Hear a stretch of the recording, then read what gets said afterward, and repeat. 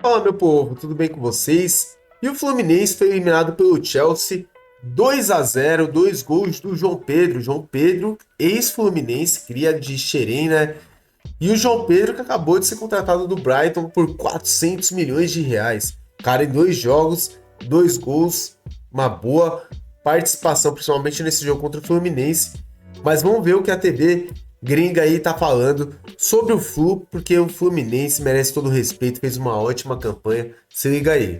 Well, but the finishes from João Pedro, wow, they actually brought the heat for me. Yeah, he just signed with the club, what, 4 days ago officially? And now it's just his second game, his first start, gets a brace. And as you can see here, they are on to the final of the Club World Cup. We're going to get to João Pedro here in just a second. But first of all, you mentioned it here. Chelsea handled this game well. I thought it was a very professional victory. Didn't have to take too many risks and handled this stress from a Fluminense side that was going to defend well and was going to make it difficult for them. I thought it was a fantastic performance from Chelsea, from all of their players, and also Enzo Maresca.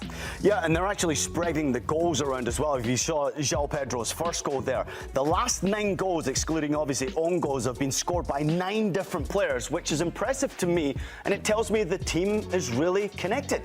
There's great chemistry, they're playing for one another, they're playing for Maresca, they're sharing the goals, there's not much greediness. Nico Jackson, I'm looking at you, should have scored to Cole Palmer at the end of the game there to make it 3. But I do feel like Chelsea going into this matchup, understanding that you've got to handle the conditions. It was hot at MetLife Stadium. New Jersey's been hot, New York's been hot, Connecticut's been hot. This whole region's been ridiculously warm, steamy and humid. So for players who are going into the latter stages of a major competition with a lot of money at stake, first and foremost you have to get your team selection right, and then you have to get that performance out of your players. Not every player played well today, obviously for Chelsea. I think Cole Palmer was rather quiet in this game, didn't involve himself enough, but he didn't need to, right? When you've got players like João Pedro who can step up and perform like that, that is an introduction to those Chelsea fans out there. João Pedro is not just a penalty kick taker, he apparently can score bangers as well. He absolutely can, and let's continue talking about him because we've talked about for so much time now where Chelsea have a great team, have built a large squad with a lot of talented players,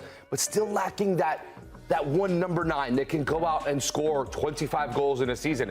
Have they found that in João Pedro? It's pretty impressive, obviously, watching his performance against Fluminense. We will see how he actually handles the big stage and the pressure of wearing, obviously, a very important jersey in the Chelsea colours because he has to perform. He has to score goals. You saw what happened to Nico Jackson, and he rarely could actually handle the pressure. His statistics don't lie. They haven't been good enough to the standards that Chelsea need to be able to compete for the title.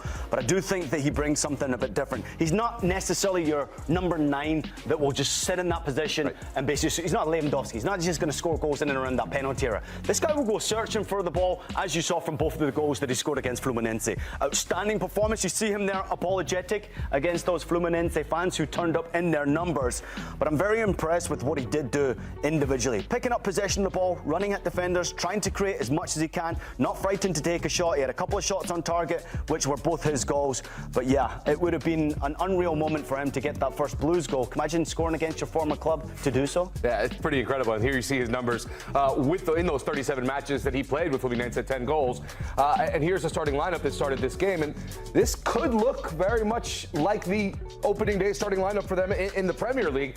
But when you talk João Pedro, and now you see that they have a strike force, right? You have a different profile of strikers with Liam Delap, with João Pedro, with Nico Jackson. Now you're starting to see that this is a team that can deploy different players in different situations, and maybe that is a formula to compete on every level in all of the competitions that Chelsea will be competing in this season. Yeah, pretty impressive. Obviously, look at the changes that Chelsea made in the game. They brought on Jackson, James, Madueke, Santos, Dewsbury Hall. Outstanding players to be able to pull off the bench and have an impact in the game. But in that attacking role, of course, I love the fact that they've gone out and got Delap because he's a different style of a striker that Chelsea haven't had for a long period of time. He's an absolute bruiser. He's a brute in many ways. He'll run through brick walls for you, but he's also a hell of a finisher when he gets those opportunities in front of goal. I think he can get to 15 to 20 goals this season, Liam Delap, if you give him the opportunity.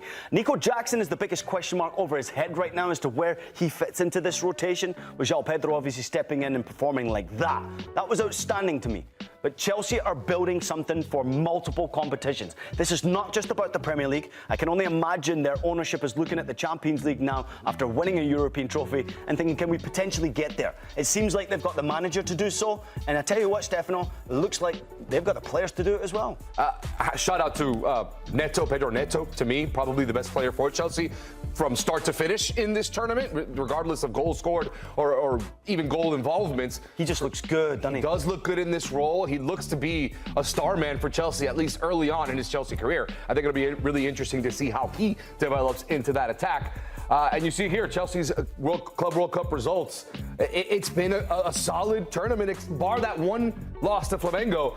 They've been very solid. What do you recognize? Defensively solid, right? Yes. This is my biggest question mark about Chelsea. I think they've actually nailed down what they've got offensively. In that midfield, if you look at Enzo Fernandez and Caicedo, who played together in midfield today in this game, they were terrific, and I think they will get stronger and stronger as they play together with one another, with Cole Palmer sitting in front of them. It'll be interesting to see what they do in those wide areas. The biggest question mark for me is what do you do along that centre-back position, and how strong can you be in that centre-back position? I do think they've got players that can improve, but I still think there's a bit of youth there in amongst this Chelsea team that still has room for development. I mean, the two centre-backs obviously are a little bit older than the rest of the team, but I still think that that's their biggest question mark going into a season to try and compete on multiple levels. Do they have the goalkeeper? Question mark. Do they have the two centre-backs? Question mark. That is yet to be proven. Sanchez can put out top performances. We know that. But for Chelsea to really have the success that we know they want and what they're building offensively, that defense has to click as well. And in this competition so far, it's worked very well for them. Yeah, fair point. Moving this forward, the final, they'll be facing off against either PSG or Real Madrid, obviously. They will be the underdogs, without a doubt, against either of those two sides. Is that kind of how Enzo Maresca likes it? Oh, I mean, you have all of these wonderful players at your disposal that we've just been talking about. And then you are recognizing that you're going into a matchup that no matter who wins the other semi-final, you're going to be the underdog. Who wouldn't want that position? No real pressure on you. I can't even imagine there's any pressure from ownership. You've already made 100 million. There's an extra 30 if you win it, by the way, maybe up to 40 if you win it. So therefore, there's some pressure. I'm sure there's pressure on the bonuses that will go into the pockets of the players and the management if they manage to achieve that feat.